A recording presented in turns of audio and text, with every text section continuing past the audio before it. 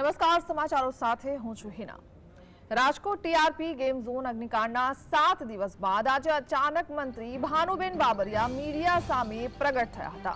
અચાનક પ્રગટ થયા બાદ બાળ વિકાસ મંત્રી ભાનુબેન બાબરિયાએ ઘટના સમયે પોતે બહાર હોવાની વાત જણાવી, અધિકારીઓના સંપર્કમાં હોવાની વાત કહી, તેમજ જો સમગ્ર ઘટનામાં તેમનું નામ ખુલશે તો જાહેર જીવન છોડી દેવાની વાત જણાવી હતી।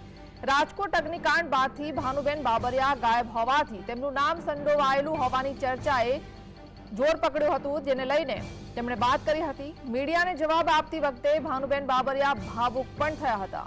બીજી તરફ તેમના ભ્રષ્ટાચારી પાડોશીએ એમડી સાગઠિયા મામલે સવાલ પૂછતા કંઈ પણ બોલવાનું ટાળ્યું। રાજકોટ અગ્નિકાંડનો પ્રાથમિક રિપોર્ટ રજૂ થઈ ગયા બાદ પ્રગટ થયેલા ભાનુબેન બાબરિયાએ કડક કાર્યવાહી કરવામાં આવશે તેવી પણ વાત જણાવી।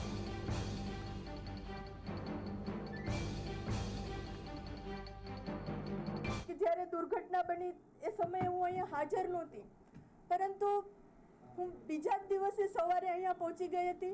સૌથી પહેલા હું સિવિલ ગઈ હતી, જે મેં વાત કરી।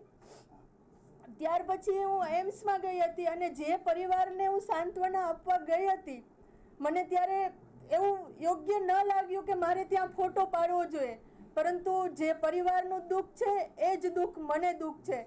અને અમુક લોકો દ્વારા એવું ચલાવવામાં આવ્યું કે બેન રાજકોટમાં નથી, પરંતુ જ્યારથી આ ઘટના બની એના બીજા દિવસથી હું અહીંયા રાજકોટમાં છું અને મારાથી બનતી તમામ કાર્યવાહી અધિકારીઓ સાથે સંપર્કમાં છું। કે જ્યારે દુર્ઘટના બની એ સમયે હું અહીંયા હાજર નહોતી, પરંતુ હું બીજા જ દિવસે સવારે અહીંયા પહોંચી ગઈ હતી। સૌથી પહેલા હું સિવિલ ગઈ હતી, જે મેં વાત કરી। ત્યાર પછી હું એમ્સમાં ગઈ હતી અને જે પરિવારને હું સાંત્વના આપવા ગઈ હતી, મને ત્યારે એવું યોગ્ય ન લાગ્યું કે મારે ત્યાં ફોટો પાડવો જોઈએ, પરંતુ જે પરિવારનું દુઃખ છે એ જ દુઃખ મને દુઃખ છે। અને અમુક લોકો દ્વારા એવું ચલાવવામાં આવ્યું કે બેન રાજકોટમાં નથી, પરંતુ જ્યારથી આ ઘટના બની એના બીજા જ દિવસથી હું અહીંયા રાજકોટમાં છું અને મારાથી બનતી તમામ કાર્યવાહી અધિકારીઓ સાથે સંપર્કમાં છું।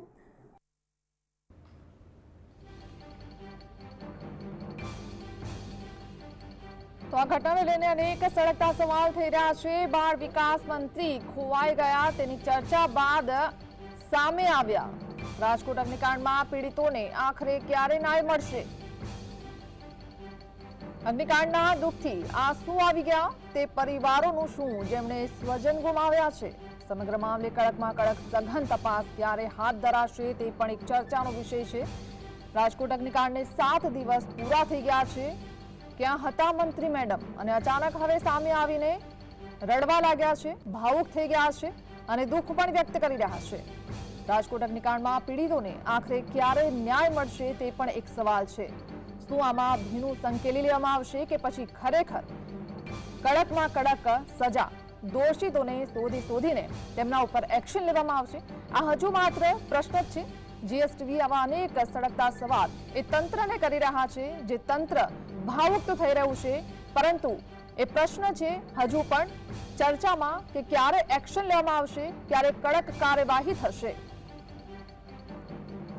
તો સહયોગી કામેશ ચોકસી આપણી સાથે જોડાઈ ગયા છે। કામેશ, પરસોત્તમ રૂપાલા હોય કે પછી ભાનુબેન હોય, એક પછી એક સામે આવી રહ્યા છે ઘટના પછી, ને ભાવુક તો થઈ રહ્યા છે, પણ હજુ સુધી કોઈ મંત્રીએ એ સવાલ નથી કર્યો જે સવાલ અત્યારે ચર્ચામાં છે કે ક્યારે આ કડક કાર્યવાહી થશે, ક્યારે દોષિતો પર પગલાં લેવાશે અને શું આમાં ભીનું સંકેલી લેવામાં આવશે કે પછી ખરેખર એ પરિવારજનોને ન્યાય મળશે? બિલકુલ હિના, આપને જણાવી દઉં કે રાજકોટની વાત કરવામાં આવે તો રાજકોટ ગેમ ઝોન અગ્નિકાંડને 1 સપ્તાહ પૂરું થઈ ગયું છે। સમગ્ર રાજકોટ જ નહીં, ન માત્ર ગુજરાત પરંતુ સમગ્ર દેશ અત્યારે આ મુદ્દાને લઈને કહી શકાય કે એક જ સવાલ ઉઠાવી રહ્યો છે। અને એ સવાલની વાત કરવામાં આવે તો રાજકોટ ગેમ ઝોન અગ્નિકાંડના જે આરોપીઓ છે તેમને વહેલામાં વહેલી તકે કડકમાં કડક ક્યારે સજા થશે તેની ઉપર સૌની મીટ મંડાયેલી છે। ત્યારે આ તમામ બાબતોની વચ્ચે જ્યારે 1 સપ્તાહ આ અગ્નિકાંડને પૂરું થયું છે, પરંતુ અત્યારના જો માહોલની વાતાવરણની વાત કરવામાં આવે તો અચાનક જ ભાજપના નેતાઓ જે અગ્નિકાંડ વખતે અદ્રશ્ય થઈ ગયા હતા તે હવે દ્રશ્યમાન થતા જોવા મળી રહ્યા છે. કેમ જોવા મળી રહ્યા છે તે સૌથી મોટો લોકોમાં ચર્ચાતો સવાલ છે. તેને જ લઈને વાત કરવામાં આવે તો રાજ્યના બાળ વિકાસ મંત્રી ભાનુબેન બાબરિયા છે, તેઓ આજે મીડિયા સમક્ષ આવ્યા. રાજકોટમાં પ્રેસ કોન્ફરન્સ દરમિયાન અચાનક જ ભાનુબેન બાબરિયા ભાવુક થઈ ગયા. ખરેખરમાં હિના સમજવાની બાબત એ છે કે 4 સેકન્ડમાં તેઓ વાત કરતા કરતા અચાનક જ ભાવુક થઈ ગયા અને રડી પડ્યા. રડમસ અવાજે તેમણે એમ કીધું કે રાજકોટ અગ્નિકાંડની ઘટનાનું તેમને ખૂબ દુઃખ છે. સાથે એ પણ કબૂલ કર્યું કે રાજકોટ અગ્નિકાંડ વખતે તેઓ બહારગામ હતા. અને આ સાથે જ વાત કરવામાં આવે તો 4 સેકન્ડ પછી જ્યારે કંઈક બંગલાની વાત પૂછવામાં આવી કે તમારા ઘરના સામે બંગલો બની રહ્યો છે સાગઠિયાનો, તો એની વાત કરતા કરતા બંગલાની વાત તો ખબર જ હોય એમ કહેતા કહેતા અચાનક હસી પણ પડ્યા. આ બાબતને લઈને હિના એ બાબત પણ યાદ આવે છે કે ખરેખરમાં કોઈકે કીધું છે કે રાજનેતાઓ જાડી ચામડીના બનેલા હોય છે, કારણ કે તેમનામાં સંવેદના જેવી કોઈ વસ્તુ જ નથી હોતી. જ્યારે સમગ્ર ગુજરાત અત્યારે રડી રહ્યું છે કારણ કે રાજકોટ ગેમ ઝોન અગ્નિકાંડમાં 28 જિંદગીઓ હોમાઈ ગઈ છે. 12 બાળકો સહિત 28 લોકોના કરુણ મોત નીપજ્યા છે. હજી તો કહી શકાય કે તેમના પરિવારના આંસુ પણ હજી સુકાયા નથી.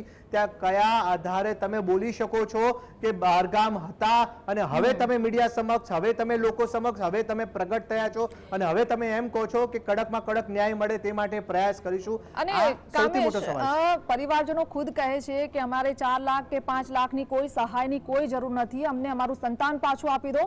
કારણ કે તંત્ર વારંવાર આવી રીતે સાંત્વના પાઠવી દે છે, સહાય ચૂકવી દે છે, પણ પછી આવા ભીનું સંકેલી લેવામાં આવે છે. ને તમે ખુદ જાણો છો કે આ પ્રકારની પહેલી ઘટના નથી, આવી અનેક ઘટનાઓ બની ચૂકી છે અને હજુ સુધી એવા પરિવારો છે જેમના સંતાનો જતા રહ્યા છે અને આજે માત્ર યાદ બનીને રહી ગયા છે. એ લોકોની સહાય ચૂકવી દીધી પણ હજુ સુધી ન્યાય તો એ લોકો પણ ઝંખી રહ્યા છે. એટલે જીએસટીવી સતત એ સવાલ કરી રહ્યો છે કે આ બાળકોને, આ પરિવારજનોને ન્યાય ચોક્કસથી મળવો જોઈએ.